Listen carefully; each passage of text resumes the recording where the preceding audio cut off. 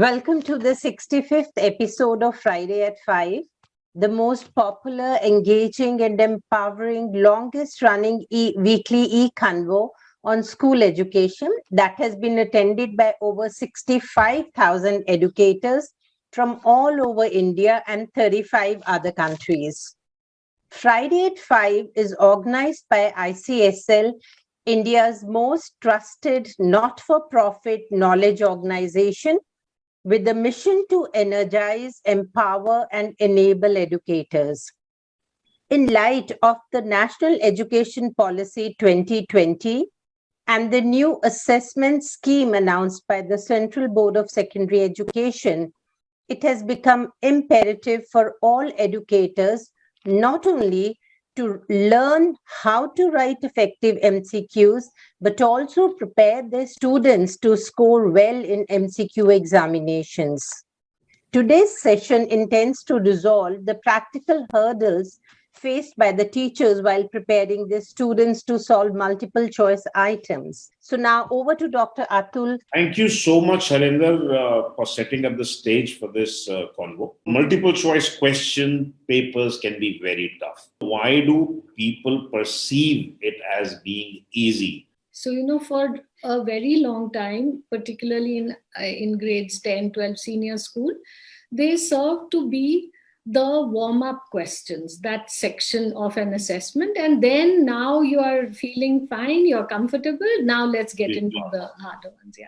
What is the first step of this transition, Saima? So I have been doing that write-up history, mein, social science. I've been doing those big question papers where I give the story of what happened.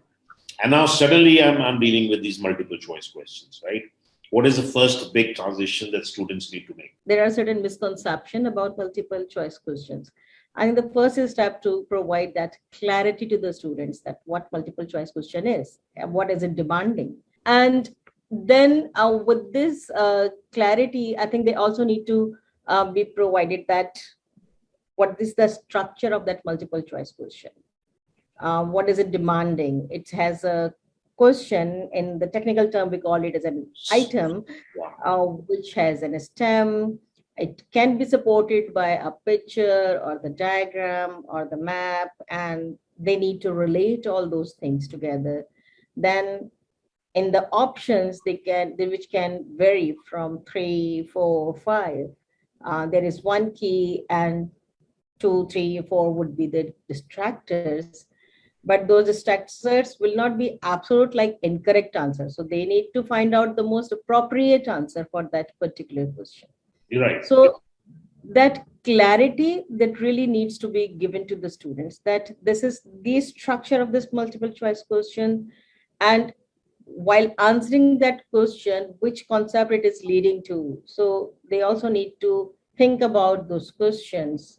So with these clarity of the misconception and clarity of the structure, then I think students would be really working towards understanding what its MCQ is. One student reads the question, okay, and reads the options and tries to match one of the options to a possible answer, right?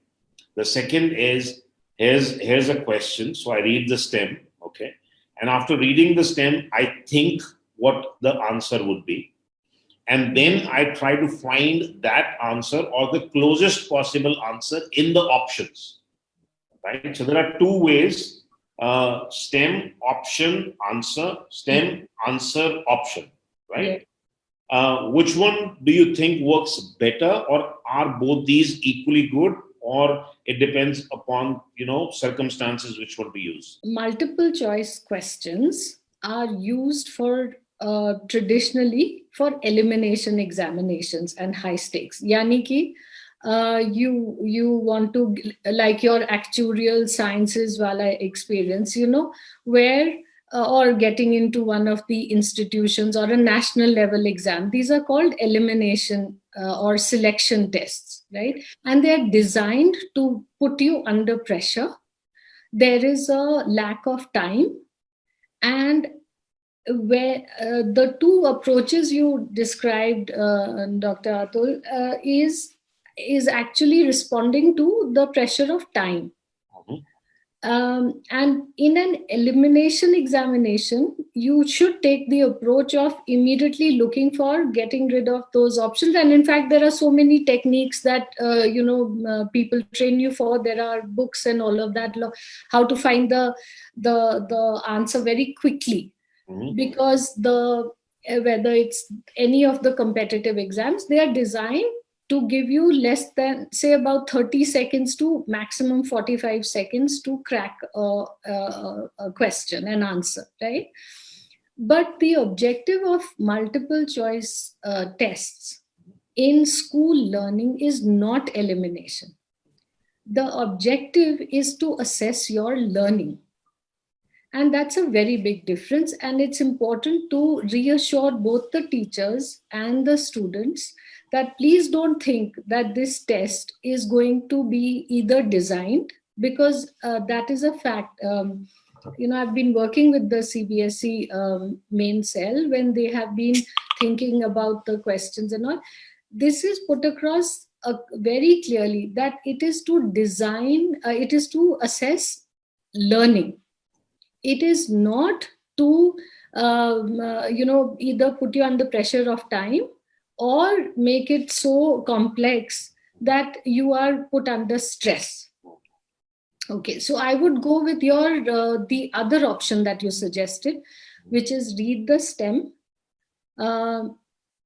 solve the answer on your own if you can, or what I mean by on your own, if you need to on the side or whatever. Think about it and then look at the options, because you have enough time. Don't come under pressure for feeling that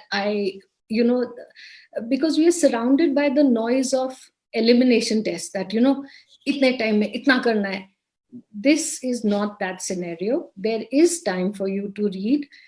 In fact, my advice would be to read the stem twice. Yes. Read it twice.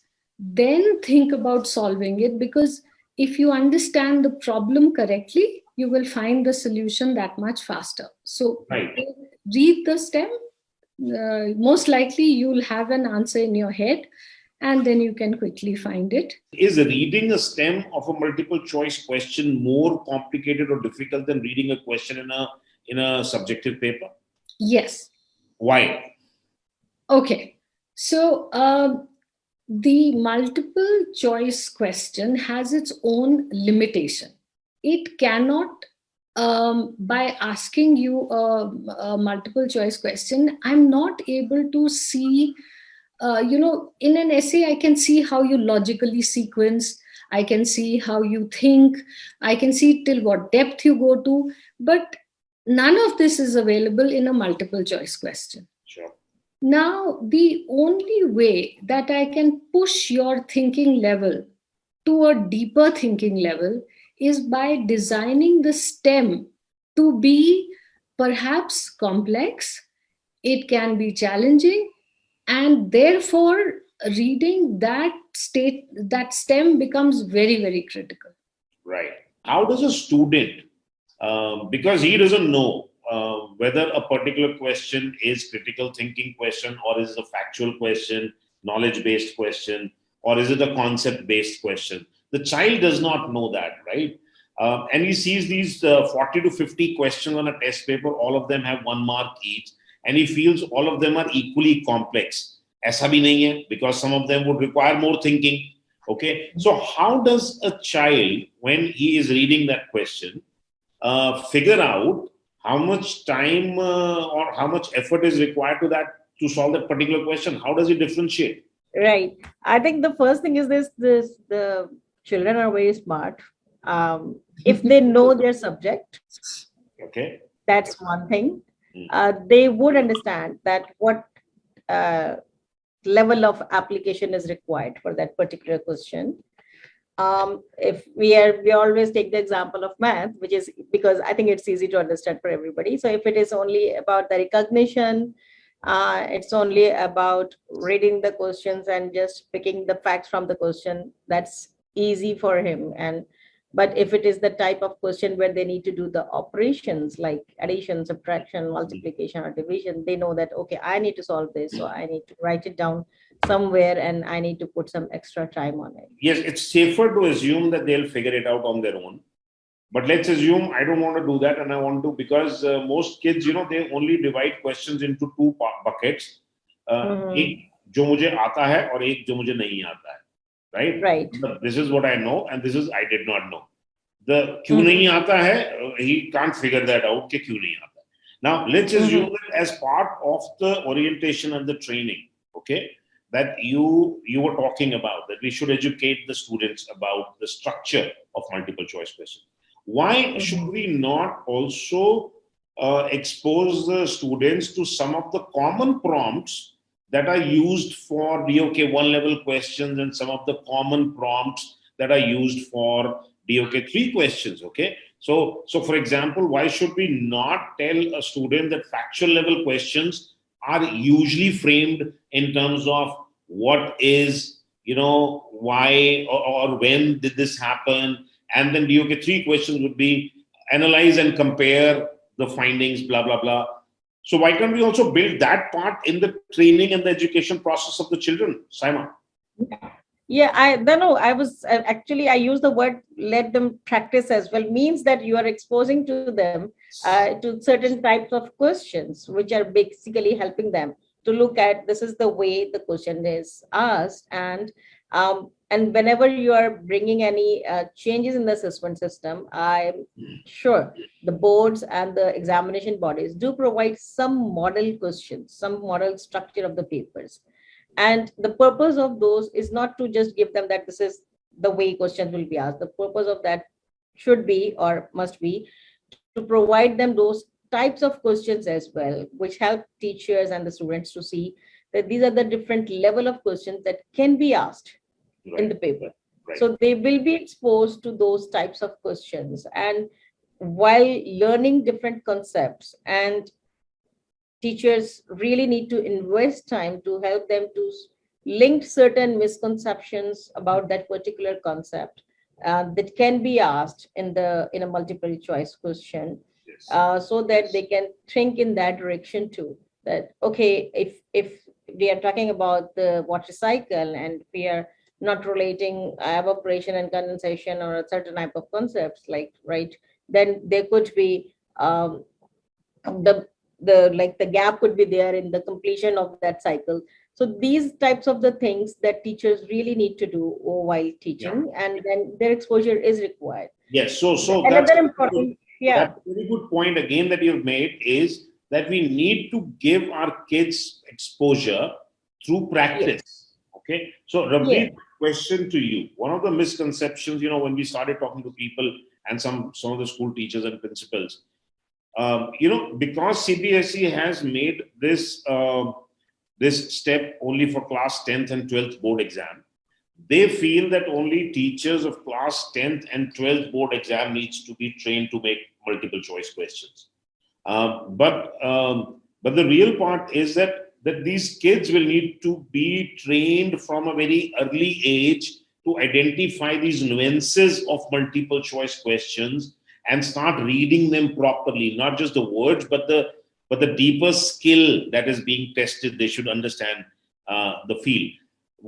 What do you think should be the strategy for when should we start giving thorough practice to our students? From what age group?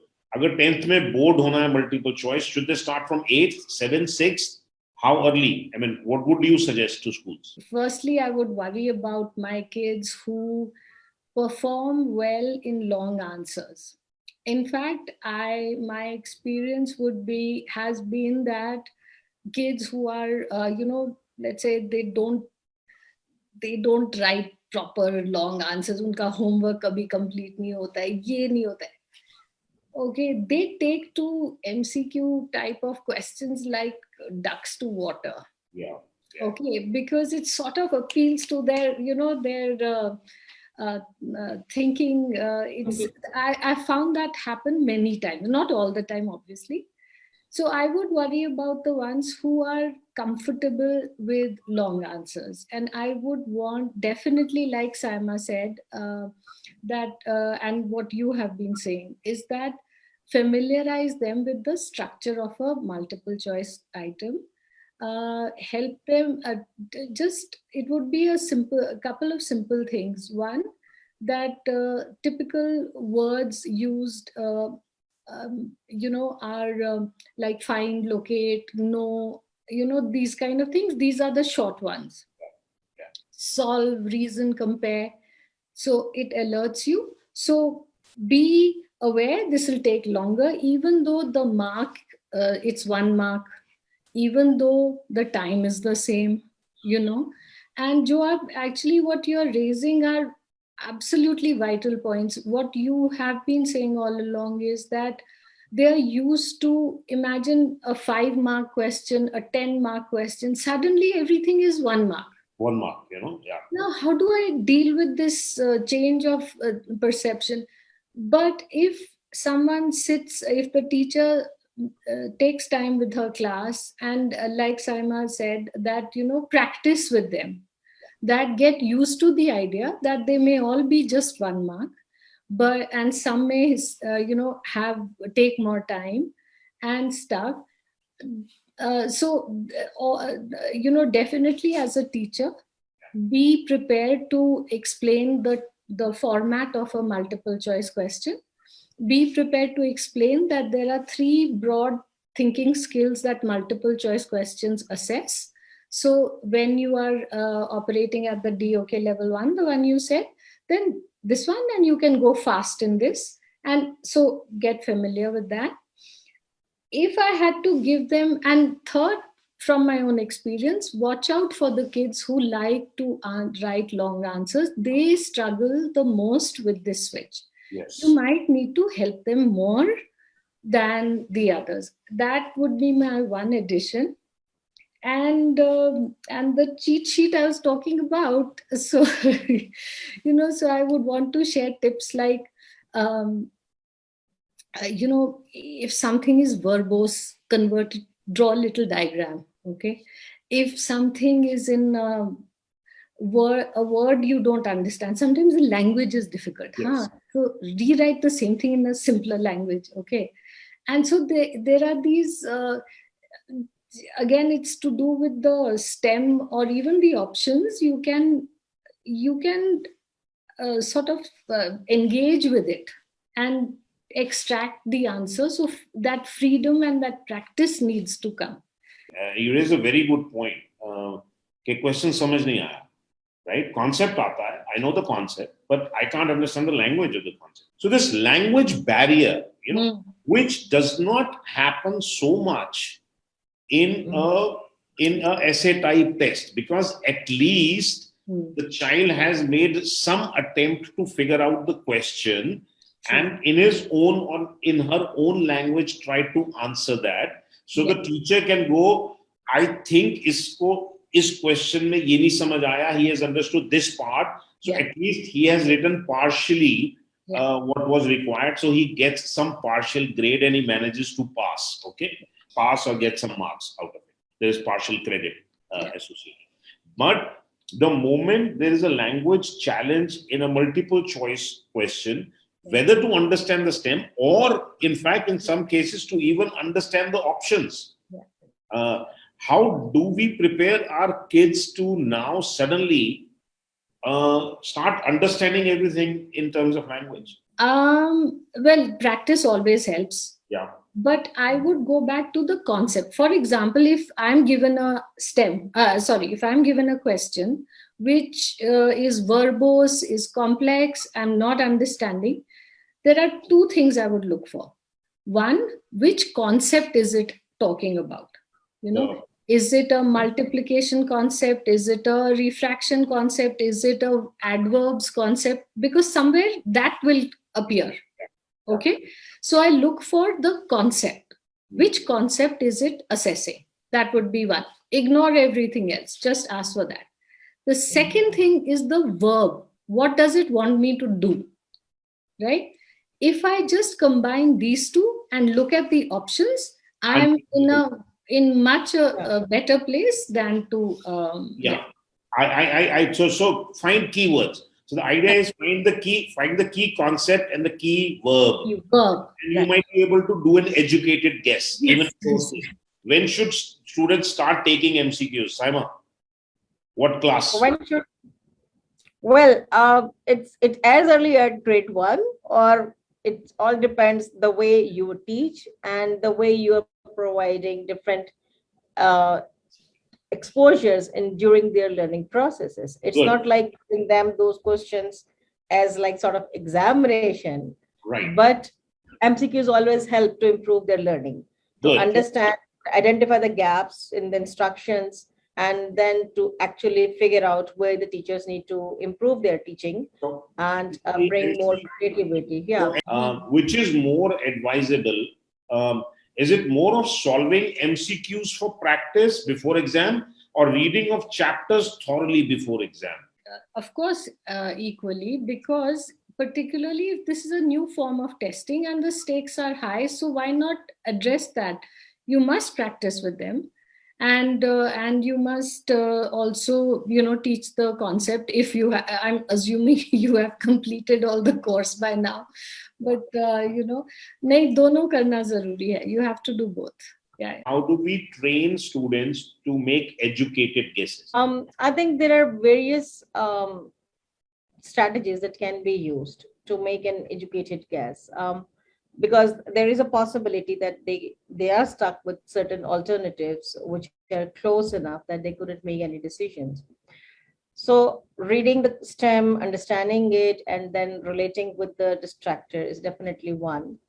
And then they also need to look at some clues, some words, some numbers that can be given in that, which can help them to identify. You can also think for the elimination. Yes. Yeah. That, okay, if this is right, it may lead to this. If it is right, it may lead to this. No. And so there could be the identification of the clues, identification of the words, eliminations, and then substituting the answer. So these are various options that can be helped out while attempting any MCQs. So very quickly, Ravneet, what is your take on training students on to make educated guess?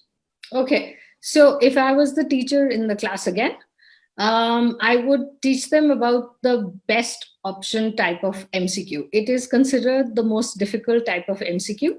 So I would tell them, okay, guys, when you and girls, when you get a statement that says something, which is the best, the closest answer, whatever, as well as, and this applies to what you've just said, which is two options are very close to each other, right? So in first thing, recognize that situation, and the second thing is you have only two options. Either you can select or eliminate. In order to do either of them, you will find through practice, the more you expose yourself to those type of items, the better you will get at being sure about guessing, because all of us start to recognize these clues, as Saima said, but practice is the only way that you will get to comfortable and being able to quickly, eventually you will call it, my gut said this or my instinct said this, but actually your brain has very quickly understood the pattern, recognized it, and you're able to solve it. So being aware that this is a common thing, the MCQ is designed to trick you for that. And then what you do is practice a lot for those type of questions. I'm going to hand it over to Harinder to take up some questions. Harinder, over to you. In assertion and reasoning based questions, different points of view may be there. So how to be 100% sure about the correct answer? Ravneet, you would like to answer this? Okay, that's a brilliant one. Okay. If you're faced with one of those questions where it's a point of view and you are asked to select only one, then please, you have to put yourself in the context of don't give your feeling of it. if it's a literature ka koi subject hai, then the character's point of view, or if it's historical, then it's a, so it's not your independent point of view, because those questions are not meant to be asked in multiple choice. That's a creative question, and it's not meant to be asked in a multiple choice question. Yeah. So, Ravneen, I have another question which is similar to this one by Sheetal Achoriwala, who's a teacher at Nalanda International School, Gujarat. And she wants to know how to explain to children that although the options look similar, there's always a minor difference. How to explain to them? Yes. Right.